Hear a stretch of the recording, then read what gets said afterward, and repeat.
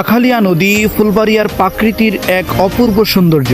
ময়মনসিংহের ফুলবাড়িয়া উপজেলার আখালিয়া নদী এখন ধীরে ধীরে ভ্রমণ পিপাসু মানুষের কাছে আকর্ষণীয় একটি গন্তব্য হয়ে উঠছে।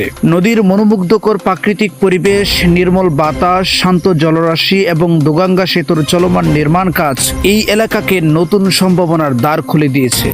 জামায়াত সমর্থিত জনতার এমপি অধ্যক্ষ মোহাম্মদ কামরুল হাসান মিলন সম্প্রতি আখালিয়া নদীতে নৌকা ভ্রমণ করে দোগাঙ্গা সেতুর কাজের অগ্রগতি সম্পর্কে এলাকাবাসীকে অবহিত করেন।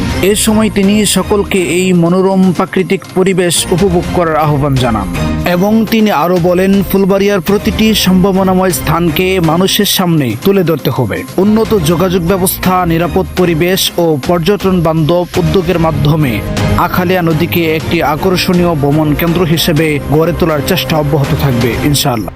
প্রকৃতিপ্রেমী ও ভ্রমণ পিপাসুদের উদ্দেশ্যে তিনি আখালিয়া নদীর অপরূপ সৌন্দর্য উপভোগ করতে এবং নিজেদের পরিবার পরিজন নিয়ে এই মনোমুগ্ধকর পরিবেশের সময় কাটানোর আহ্বান জানান তিনি।